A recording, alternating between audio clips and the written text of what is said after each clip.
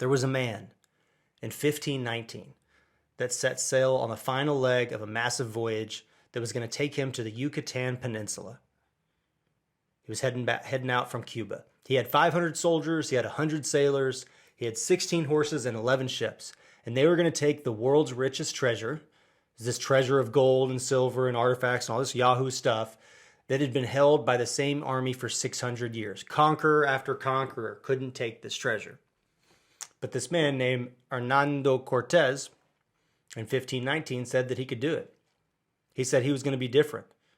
He said he was going to be able to take this. And Hernando was a conqueror himself. I mean, it doesn't sound like, it's not exactly a job title we see today, but back in the day, you know, people were a little bit more gangster in the 1500s. That was his job. I'll go conquer shit. Boom, put it on a resume. But Hernando knew that he had to take a little bit different approach because time after time again, soldiers and countries and raiders and pirates were trying to take this treasure, but they kept getting destroyed. He knew he had to be different. So check this out. Listen to me right now. He knew he had to gather an army whose level of commitment was higher than that of what normal people would commit to. He needed to find a group of people that were more committed to a cause than anybody in the history of naval warfare or trying to go get this treasure that had been out there for so many years, 600 years. And so he knew he needed something different. So instead of going down to the local watering hole or bar and saying, hey, I need a bunch of sailors, I'll pay you this much. I need a bunch of soldiers, I'll pay you this month. He did the exact same thing. He showed up in the town gathering areas, sat around, but instead of just hiring people, he talked to them. He talked to them about the treasure. He talked to them about how life would be after they got it. He talked to them about how this is the world's largest treasure and you will have generations of rich people if you're in your family if you execute this.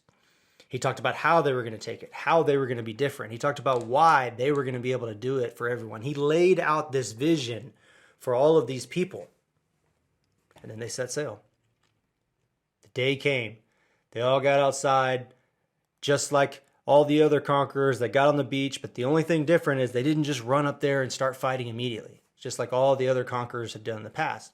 Hernando lined them up on the beach, and he made them listen to talks about the treasure, what it would be like. He brought up people to talk about what their children would think. He brought up people to talk about the economics. He laid out that vision for the wealth for them. And then the day came when they were going to go march in and take the treasure, and he gathered them around for one last talk. You know, I'm going to do this, you're going to do that. Everybody was expecting him to give them a big speech about the wealth and the money and all this thing, and you know, lay down the battle plans. Hey, if we get contact here, you go left. If we get contact there, you go right. You meet me back here if we have to withdraw.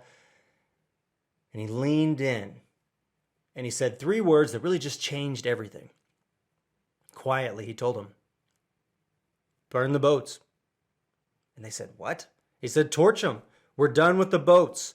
The boats have got to be burned right now. If we're going to win, we're leaving on their boats. And so they did. They burned the boats at Hernando's direction. And an amazing thing happened, which is why we talk about it now. They dominated.